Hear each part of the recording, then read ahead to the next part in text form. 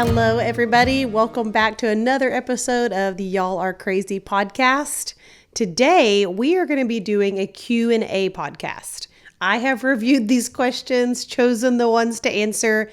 He has no idea. I don't even know what the questions are, so I'm not prepared. This will be off the cuff. I think that's what we want today. And I haven't honestly thought through these either. I just picked them and I thought, I think these are questions we can answer. So we're both going to be, you're really going to hear how we feel about these just off the cuff, as you say. Which can be dangerous for me because there's no telling what I Definitely. I'll try to pull you So- back in if we need to. All right, hopefully it's politically correct. Yes. Let's hope so. But probably not. So these questions range from family to business and everything in between. So we're going to kind of jump around because I gave categories on things we want to answer. I said the things we like to talk about are family, business, our faith, marriage, and ranching. Yeah? So that was kind of the categories for submitting questions. And what's funny is these questions, a lot of them we get asked on a daily basis or at least regularly. So I might know the answer. So you might know the answer because we do get asked them pretty often. Okay. So we'll start off with just some fun ones and then we'll get into more in-depth questions. So are you ready to go? Let's go. Okay. What is your favorite animal that you have on your ranch? For me, it's the sheep. Surprising, but Surprising. true. I don't know. I really like all of them. I think it depends, but what comes to mind is the sheep. I never had sheep before, but they're hilarious, you know?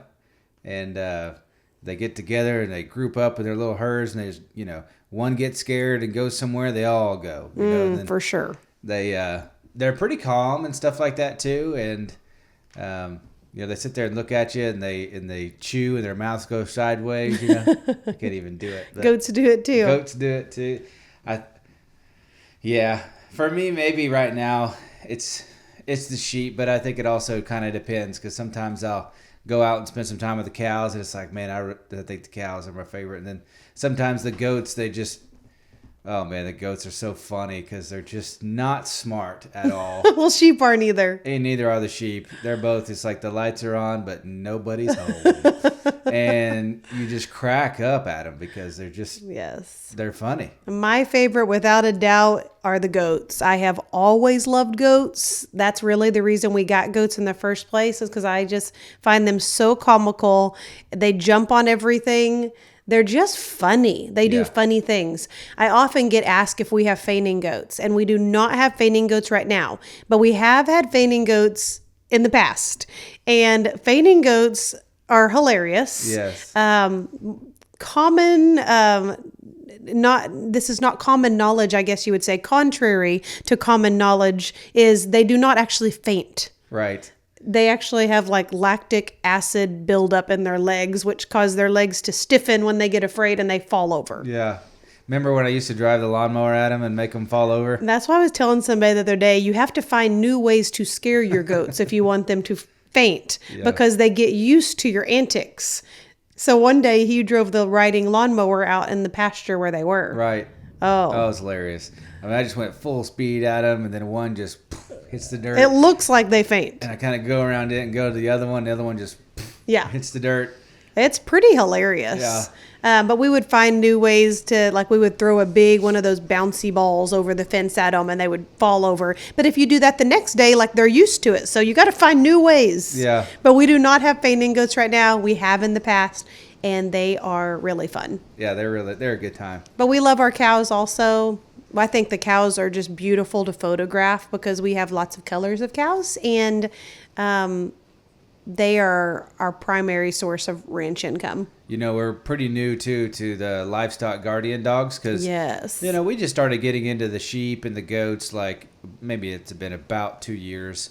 And so we hadn't had livestock guard dogs, but now we do. Mm-hmm. And those dogs are awesome. They're amazing to watch in action. They live on the ranch out in the pasture. They don't have dog houses. They are amongst the animals and the sheep. And they love their jobs. It's literally their job. Yes.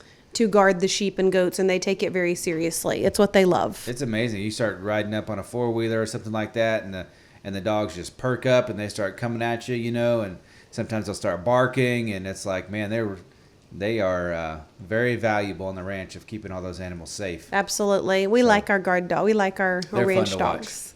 Okay, next question.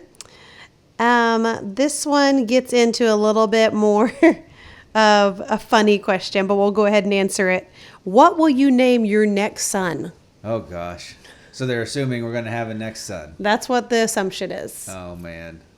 Who knows? The answer to this is we don't know if there's going to be another one yet, but if My vote was Bruce. He's always liked Bruce, but that is a no, so it will not be Bruce. A bull, that would be a great name for a bull, I think. Or a sheep, a goat. Make Bruce great again, and I think that'd we will be not cool have a name. son named Bruce. Yeah. I will guarantee you That's that. a good tough. So, Bruce. if we have another son, it will likely be a B name because it'd be kind of weird to like change that at this point. However, if we did have a daughter, I would love to start that with an A name because my name starts with an A, and I just think that would be cool. But we'll see. We'll see. TBD. We'll see. Thank you for that question. Okay. Now we're going to get into some more serious questions. Here we go. I've always wanted to buy investment properties. How do I get started in that? My first that came to mind is you need to have a good amount of money. I think money saved, like to right? Yeah, and you need to also be making good money because you're going to have repairs and stuff like that. I think we own like 15 or 16 of them now, and maybe 17. And I've got a good friend of mine that owns like 25 of them, and we talk all the time. And it's so funny because you look at these people on Instagram and Facebook, and they're like, all you need is 5 rental properties, and you're financially free for the rest of your life. And you can buy these with zero money down or other people's money. And while some of that might be a strategy, the likelihood of that happening is slim to none. It's not realistic. We are not financially free and don't have to work anymore because we own some real estate. That is not true. So my advice to people is like you need to have a good amount of money saved, and you need to have a good amount of money coming in from an income, because owning investment real estate is expensive. It is, and you never know what's going to happen, so that you will need money to make a big repair. Right. I mean, our third investment property we bought was that duplex in Oklahoma City. It's a historic home, so it's old. It's going to need more. When things break, it's going to cost more. And it was rocking right along, doing all right. But again, we put 20% down on that one, and maybe it cash flowed $200 a month after the payment, after the mortgage. That's the common misconception. I think people who don't understand real estate think that landlords are like taking all their money and cash flowing so much, and that's not true either. No. So after your mortgage payment, your insurance, your taxes, if you're cash flowing $200 a month, which in today's world is kind of tough to do. It's tough to go find a property, buy it, and make that math work. That's why a lot of people aren't buying right now, because they're lucky to even break even, But even at $200 a month times 12, a month's in a year, what is that? Like $2,400 a year in profit. All it takes is one big repair, and that $2,400 is gone. Or the tenant moves out unexpectedly, and you've got a month or two of no rent coming in, so that's gone. And so, is there a false perception out there that you could now long term you will make? It's very good. You get tax deductions every year. That's a win. When that property is paid off one day, that'll be a big win. But in the meantime, like, you're not getting rich right after you buy a rental property. That was what I was going to ask. Like, what is the benefit of owning one? And I think you just said a couple things right there. Yeah. They allow you to depreciate the property.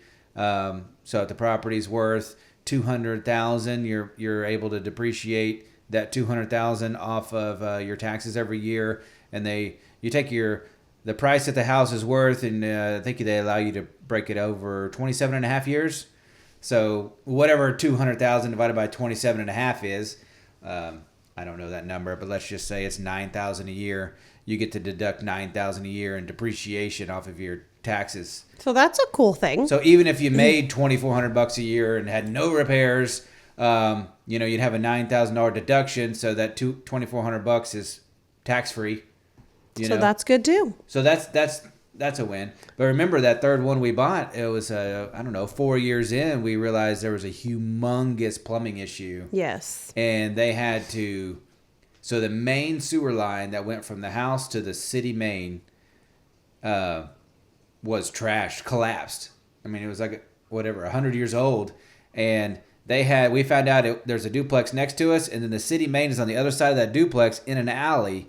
And they had to dig a trench from our property under, or kind of right around the corner of the other property. And in that city main, they had to tear up the concrete and dig a hole like 15 feet deep. They had to make it big enough for like a truck to get in and like make it secure so a guy can work. It was a $30,000 repair. Yeah, that wasn't fun. Repairs like that aren't fun because you can't see it. It's not like making cosmetic changes to a house and it's like, well, this is beautiful. No, this is under the ground. Right. But it is necessary. We might have owned that property 4 years at that point. So Yeah. anything we had made on it at all was completely gone. Yeah. And some. And so that's real estate. Owning investment properties is not sexy, I would say. No. However, it is beneficial. And for us, we like real estate. We understand it. That's what we choose to put our money into. Yeah. It doesn't work well for everyone. No, and like I say, it's a long-term play. 20 years after you buy that rental property, it's going to be a really good thing. Mm-hmm. But your first handful of years, like, don't have the thought that you're just going to buy something and then now it's going to make you a ton of money and you're going to be rich. No. I mean, you're going to be lucky in today's world to buy a property, rent it out, and break even every month. So that's just real talk for you guys. Yeah. Is investment properties worthwhile? Yes. You just got to understand the game. You have to understand the game. Like we say all the time, you have to buy things for a good price and you need to have the right mindset going into it. Yeah. Okay, next question. How did you know that you wanted a large family? We just got married and we would love to create what you guys have created. Good. Have a bunch of kids. Whoever asked that question. Have a bunch of kids.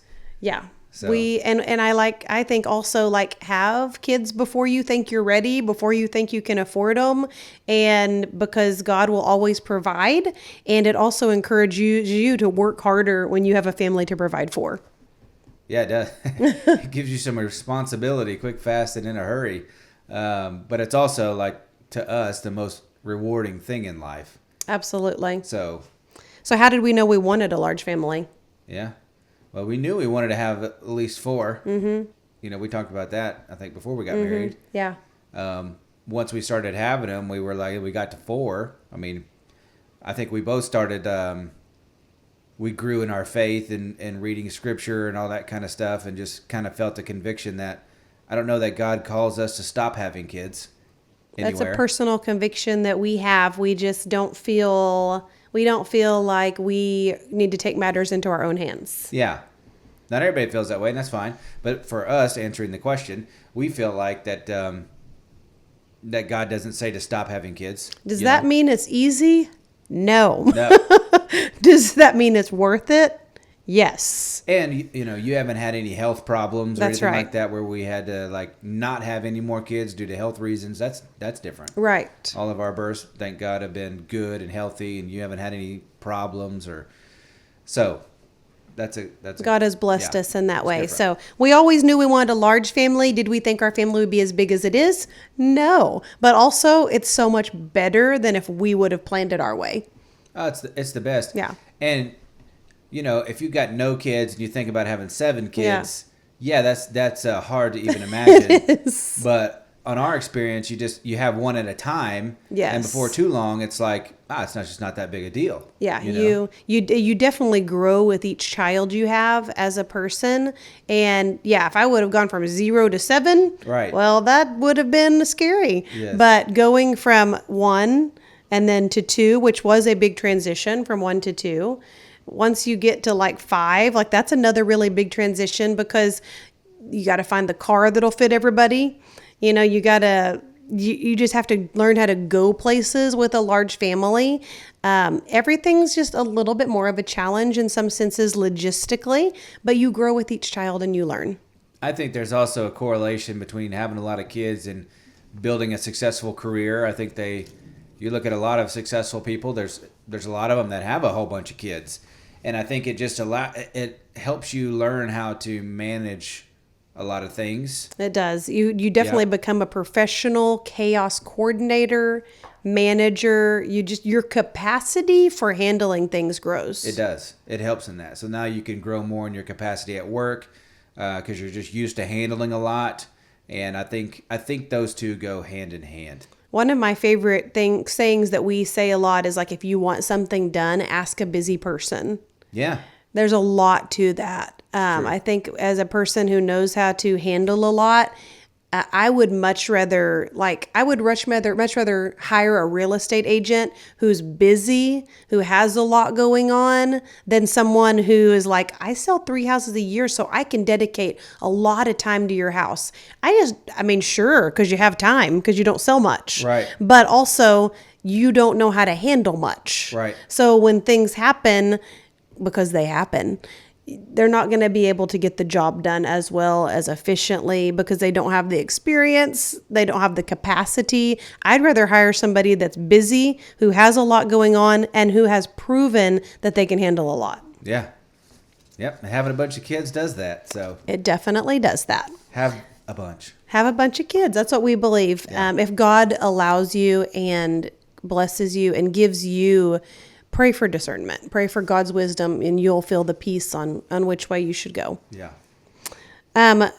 How do you find time to spend time together with so many children, and how do you get one-on-one time? Yeah. No? You want to answer that? It's a great question. Yeah. And it is something you have to be intentional about, because if you're not, your days will control you. Yeah. They will. And for us, like in the season we're in, we have 7 kids under 12 currently. So date nights are not a common thing for us. Yeah. I wish they were. And we want to get back to that point. We did pretty well for a while. Also, we live in more of a rural setting now too. So like we would have to drive pretty far to even like go somewhere for a date. Right. Sure. So we're just in a season right now where we're not getting a lot of like date nights where we dress up and go somewhere, which I think's fine. Life is full of seasons. For us right now, I think what works best for us is we take like 30 minutes a night. That we get everybody fed, we get everybody bathed, and then we have the kids watch a show together, hang out together. We put the baby in his little jumper, right, and then we have time in our room together. Right. I think that's what works well for us. We get to talk. We get to just share about our days, ask each other questions. Because if we didn't do that, gosh, we wouldn't get to talk as much as I think we should. Right. Yeah, we'll spend at least 30 minutes, maybe 45 minutes an evening together, in our room and bathroom talking and stuff like that. So we'll both take shower, talk, get the evening kind of going. And the kids are in the living room, either watching a show or, reading a book or homework or whatever. Usually at that point, they're just watching a show. Yeah. But that's intentional. So it's not like I'm in the bedroom and you're out there with the kids and I'm showering and I'm getting these, right, and then we flip flop and I'm back. So we never have time together. It's a deal where it's like, okay, they're fed, they're watching. Now it's time for us to go shower and get ready for the evening. And we'll shut the door and we go into our, master suite or whatever and spend 30 to 45 minutes uninterrupted with the kids together, just talking. And that allows you to stay connected. Before that, we eat supper as a family. Mm-hmm. We've talked about that on the other podcasts. And there's just not many families that do that anymore.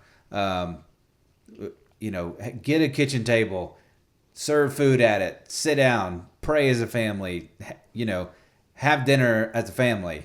Yeah, and something we've started doing, we do the highs, lows. Yeah. That's always a good thing. But something new we've been doing around the table is we have each kid look to their right and to their left, and they say something that they like about the person beside them.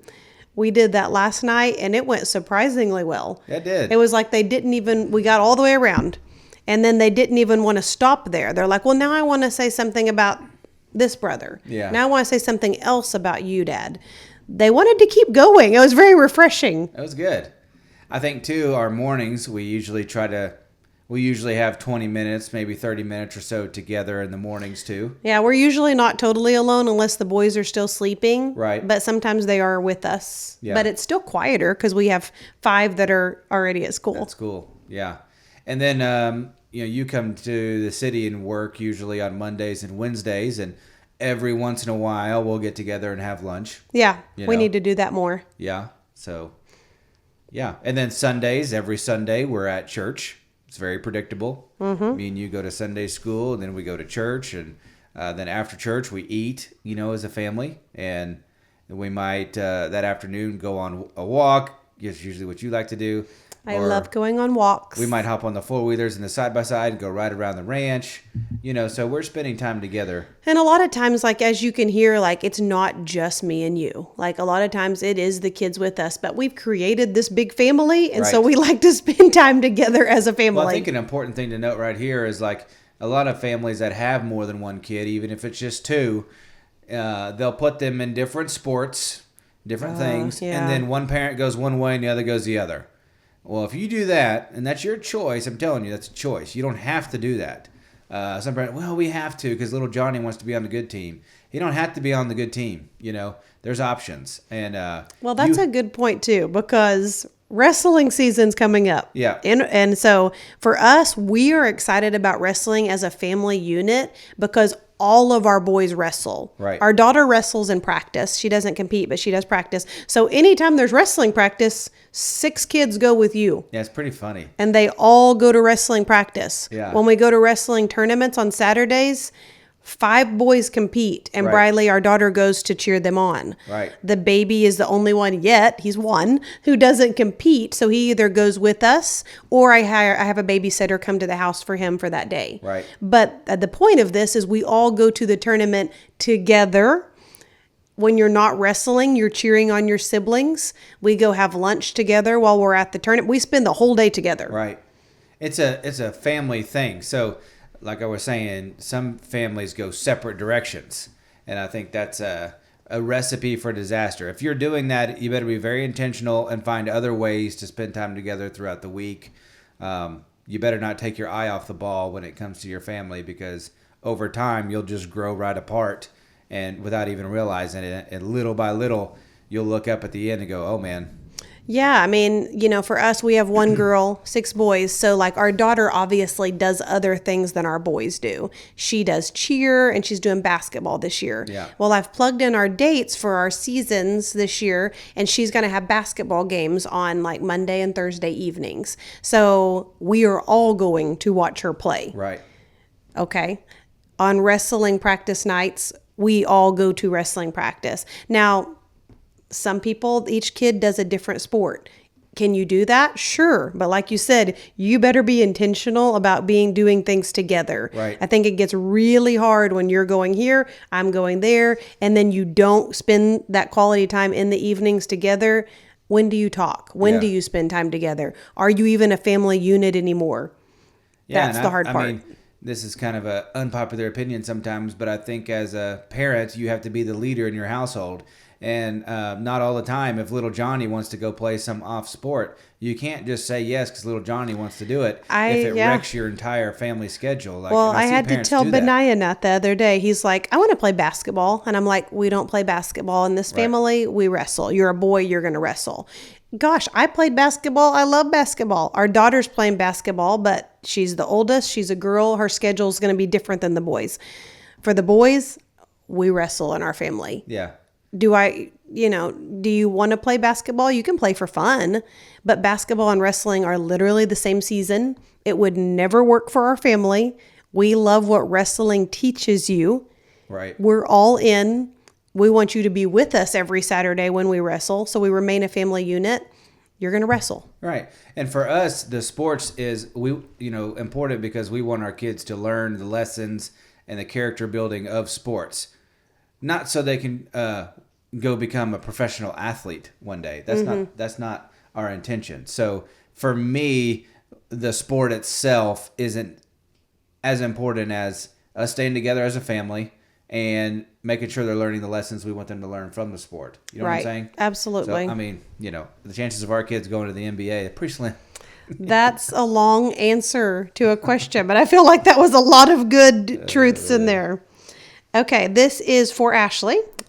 I want to get into real estate. I'm a high school senior. It looks like fun. What do you recommend? Zero fun, sir. This is my question. He lives with a realtor, so I guess he can answer this question. Yeah. No, this is what It's good. It's good. Okay, I get a lot of people in general that want to do real estate. And I do have high school seniors occasionally that reach out to me. I am meeting with one in like 3 weeks who wants to talk to me about getting into real estate. First of all, I have a video on the Bricks and Branches Realty YouTube page. So go to YouTube. You can watch a video. It's called Consider This Before Getting into Real Estate. I send that to everyone who asks me, should I get into real estate? Hopefully this video will teach you the ins and outs and help you decide if you want to do it. If you are considering a career in real estate, I'm going to speak to the high school senior because that's who this question's for. You're 18 years old. I think you need to go live life for a while. I think you need to go get a job and work hard at something. I think you need to go be a waitress and learn how to serve people and how to communicate. I think you need to grow as a person.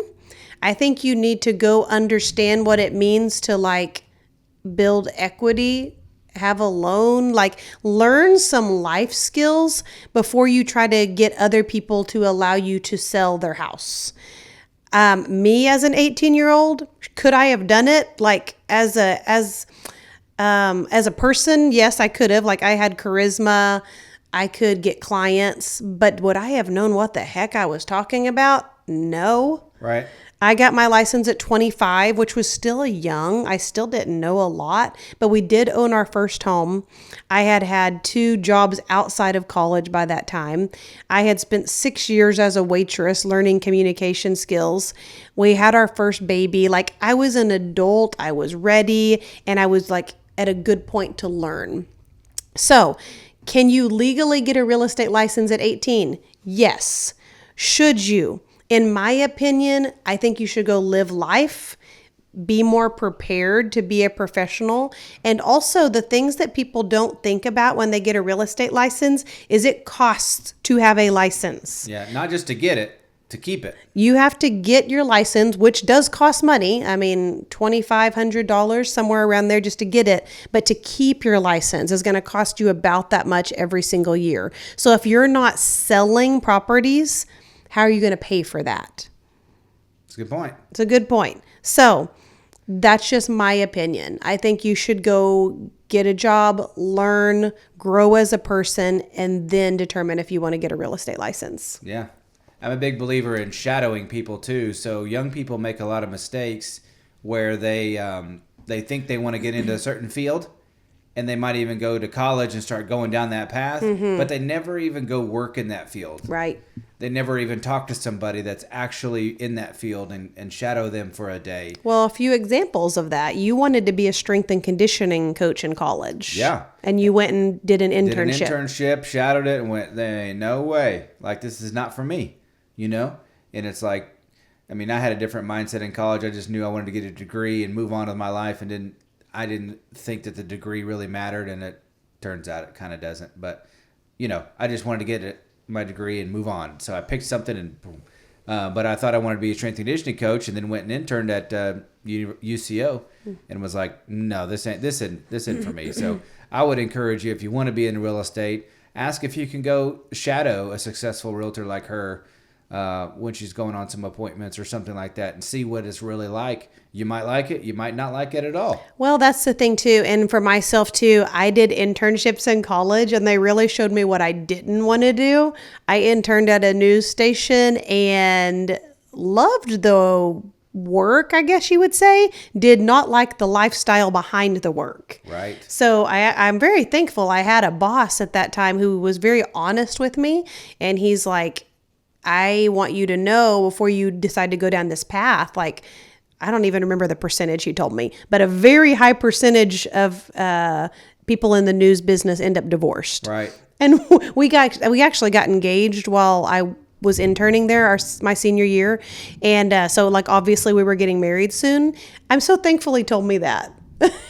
Shout out, Brian. This would have been a disaster because most of those anchors are reporters. They show up at like 3 a.m. and then, and then they're off at whatever time. But in other words, they have a schedule that is not conducive to a normal work schedule. That's right. And there's no way we would have been able to have a large family if I worked in that field. No. So could I have? Sure. I think I would have liked the work, but I'm glad that the lifestyle would have never worked for us. Yeah, there's a lot of value in shadowing and going and trying a job out before you spend money, $2,500 on a license and all that, to then learn that you don't like it. Yes. I interned at a DA's office because I thought I wanted to go to law school also. That was in college during a summer. Did not want to pursue that. Right. So, and what if I would have gotten a law degree and spent $100,000 plus, and people do this, and then they go actually work in the field and they're like, I don't even like this. Mm-hmm. Maybe you like the law, but do you actually want to be a lawyer on a day-to-day basis? Right. I mean, it's a very big mistake that a lot of young people make that nobody tells them. Absolutely. So we're going to jump into this next question because I think this is just a good segue, and then this will be our last one. Okay. What do you think about college for your kids? Is it worth it these days? You want me to answer that? Well, I mean, I know what you're going to say. Okay. And I know what I'm going to say. I want to say first, we don't know the best answer for your children. And it all depends on what they think they want to do as a job. Okay? True. That is what it depends on. Is your degree going to directly help you get a job that is going to make money, that is going to pay for the college debt? Right. Okay, now go. My answer is, as a general rule, no, it is not worth it. As a general rule, I think 40, 50 years ago, people could go and get a degree and then go work for a big company like AT&T or whatever, Southwestern Bell or OG&E, and they paid more for people with a degree. And you could go work there for 30 years and retire with a pension or whatever. Mm-hmm. Like that, back in those eras, made total sense. In today's world, I think unless you are for sure what your career is going to be, a doctor, I think a nurse, you have to, an engineer, like something like that, a lawyer, obviously you have to. Yes. If you're not going to do any of those and you just want a degree in business or a degree in, I don't know, general studies or any of that kind of stuff, absolutely not. And I say that because I've hired hundreds of people in my career so far, and a lot of them have degrees, and they come to me and unfortunately, they're still kind of clueless. It's like they went through 4 years, they spent $100,000, they're in debt up to their eyeballs, and they've never really worked in the business field. Right. And it's like, I can't pay them any more money because they have that degree because they're not worth it to the business. Right. I personally think we both went to a small college. We both graduated debt-free. Right. For me, I got scholarships, number one, and I applied for a lot of scholarships, and I just kept getting them to fund my education. I also worked as a resident advisor, and so I got my room and board free. And so I graduated debt-free. For you, same thing. You worked through college, right, and so you paid as you went. Right. But we went to a very affordable college. I don't think there's any reason to go to a super expensive college and take out a loan the whole way through. No. The small college is not going to stop you from getting a job somewhere. No. Because you went to a school that didn't cost as much. Honestly, when I interview people now, I don't even pay attention to if they have a college degree or not. And a lot of business owners are that way. Yeah. For me also, yes, we went to a small school. We graduated debt-free. I grew so much as a person between 18 and 22. So I have a really hard time saying, I don't believe in college. Do I think you have to have an education? No. I have a master's degree. I don't even need it. Right. But did I grow through that period of time? Absolutely. Did I learn leadership skills, communication, built great friendships? We obviously met each other in college. Right. Did it open my mind to bigger possibilities? Yes, all those things. I had so many wonderful experiences in college. I just think be mindful of what your kids actually want to do with their degree. Right. And they don't have to know what they want to do at 18, but don't let them just go take out huge loans when they have no clue what they want to do. Well, I think people make a mistake because they don't think about how much am I going to spend, and then when I am done, what is the value of what I received? Absolutely. And when you ask yourself those two questions, most of the time it is nowhere near worth it. That's right. Most of the time. Now, if you're going to be a doctor, like I said, or something like that, yeah, you have to. But I see so many kids and people that rent our houses and people that work for us, and bless their hearts, they've got tens of thousands of dollars of student loan debt. Now they got a car loan debt. They can't buy a house. They're just in a bad spot, and the education they paid for it is doing them no good, and it's just a very sad thing to see. So you got to be smart if you want to go do that and understand it. That's right. Just help your kids understand the value, what they're going to be spending, that they do have to pay that back when they get out of school, whether they finish or not. So many don't finish. So many don't finish, and you still got this. Debt. And it's like, oh man. And I think too, like we're very successful in business. I run one of the top insurance agencies in the nation, and all the education that I have that has allowed me to do that has come through books, mentors, coaching. None of it was learned in the college. Yes. So you can do great things even by not going to college. Just be mindful. Pray through that. Pray for discernment. And if your kids do go to college, prepare them as best you can. They need to be really strong in their faith and their convictions, right, and what they know to be true, so that when you send them off, they're prepared for the world. Yeah. And I think colleges are trying to do better now too, as far as creating different curriculum, because they're kind of realizing, I don't know that we're adding a bunch of value here unless it's a specified degree that requires it for your field of work. That's right. Well, that is all for this episode. We hope this was helpful to you guys, and we will see you next time right back here. Y'all are crazy.